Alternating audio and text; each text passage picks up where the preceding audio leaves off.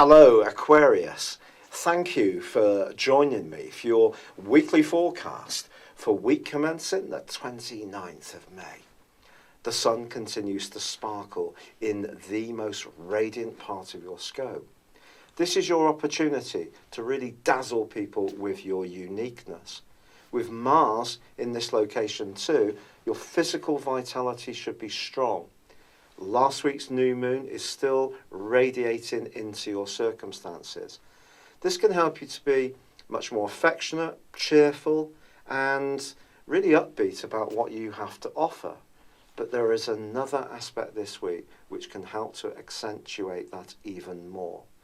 Jupiter, the planet of growth, has been tracking backwards in your sector of expansion for the last 4 months.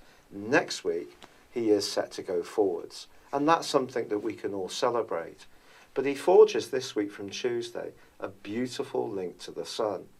This is one of the most beneficial of all planetary influences. It can just make us feel much more easygoing, cheerful, but most of all, proactive. And I think if there is a subject you want to learn in terms of the knowledge-based influence of Jupiter, especially in your 9th solar house, or you want to think about travel, or about expanding your hobbies and interests, or perhaps asking someone out on a date that you're drawn to, this is a fine time to go for it. But there's more than this, Aquarius, because your modern ruler Uranus is also forging an amazing link with Mars. If you're someone who tends to be a bit more Saturnian in your approach to things, and that can be the case with some Aquarius people, because the sign has a duality to it. It's not all about being radical and risk-taking in the way that sometimes people say that Aquarians do approach things. Because Saturn, your co-ruler, is very much about tradition. It's about sticking with what you know, and yours is a fixed sign. Yet Uranus, your modern ruler, forges a glorious link to Mars all of this week. So if you do just want to go for it and see how that works out, whether it's around your ideas or about something you want to express to people or about just pushing yourself outside your comfort zone, this is going to be a really great week to try. Now there is a quarter moon which occurs on Thursday, and there may be someone around you who's actually a little bit envious of all the attention that's going to be pulled in your direction. Your sex appeal is going to be really high. I mean, Mars in your 5th solar house.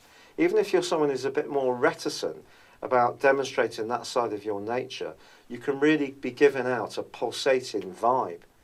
But the quarter moon, which occurs on Thursday, just suggests that someone could be a little bit jealous.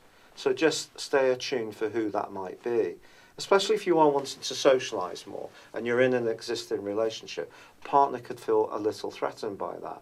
But if you're single, it could also be that you're pulled towards someone who themselves has got a very, very intense personal magnetism. Now, whilst there may be a meeting of attractions here and it can really excite you, just consider about what you really want. And that means more about the emotional considerations.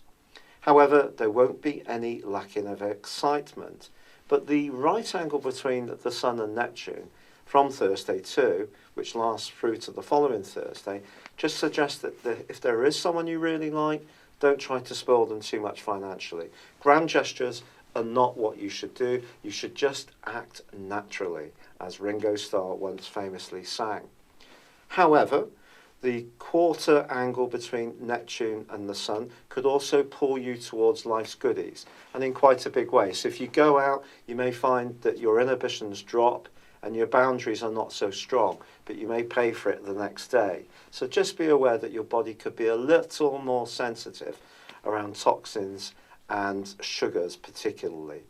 Do you know, it's been a fantastic pleasure being with you. Thank you for joining me. Good luck. And goodbye for now.